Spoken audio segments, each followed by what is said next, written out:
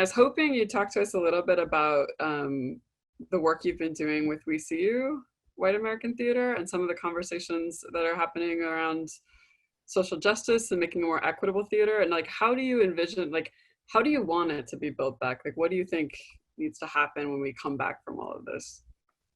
Well, so yeah, I'm a signatory on We See You. I'm also, a signatory on Black Lives for Hollywood, Hollywood for Black Lives. I'm a signatory on so many things. I can't remember all the things I'm a signatory. I'll be honest. I'm like, if I agree with it, if I agree with the mission and the cause, I amplify. I don't Yeah. have a lot of well, who's this and how can who's running that and well, who's the boss and I don't Yeah. have a lot of that going on. Do I agree? Yes, amplify. Because I believe in the movement of now. I believe in like what is where our country is, and the insurrection and the uprisings that are happening in our nation. I believe that they are speaking to something that we have to pay attention to, and I want to pay attention to that inside of theater. I think that we can't have a movement that's happening in the streets that's not happening in the theater is a disconnected movement from the people. And so, because people who are coming into the theater, their bodies are represented on the street and inside of these houses. And true theater ought to be having the people from the street inside the houses of the theater anyway.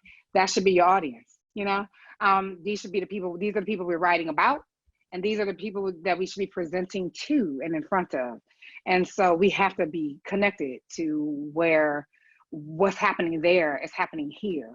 We can't pretend to be more woke than we are, right? Like we can't pretend to be doing the work that we're not actually doing. You can't have a play or a panel, at your theater and not reflect and not take a serious look inward to say, are we modeling the thing that we're promoting, that we're releasing a statement around? And I have to ask myself that because I'm on the board of theaters. I mean, listen, I want to see theater survive, and it will. I know it will. I don't have any fear about that. I'm just not the one that, I just don't have any fear about that. Theater is as old as time. It's ancient. It's not going anywhere, but the way we do it may need to, and it should. And so why I amplify We See You among others is that I believe that we have to hold ourselves accountable.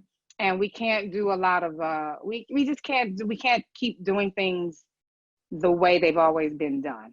We can't keep giving lip service the way we've always given lip service. This is the time, this is an era where we have a chance to reset. This is like theater coming back means you're gonna have to think differently, a lot differently about what theater can be and who theater can be for. And it's not, lip service will not save us. So action will save us. And so if this is a time when we can really, really conceive of action, what that looks like and this is a time to take the steps. Theaters, when they're back up and they're distracted by all the press that they're getting and the new celebrity that's gonna come in the front door, while the other artists, are begging for slots who've been here longer, and whatever all of that is, they're gonna get very distracted really quickly. And this is a time where you got everybody's attention. I think you have to take it to say you have time to think right now about what can be. You have time now that you maybe could make an excuse about not having before, where you can say, let us look back into our own institution, our own process, our own whatever, and let us figure out where we can change the model. Because one, just in terms of equity and justice, that we will die if we are not going to be the vanguard of equity and justice in this nation. We will die, right? Because that's what we're here for.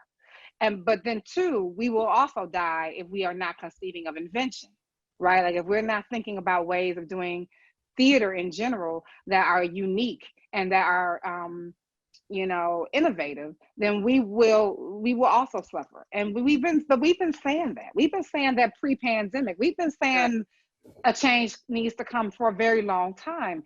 And I just think if you can't take the excuse of a plague and an insurrection, well, we're hopeless.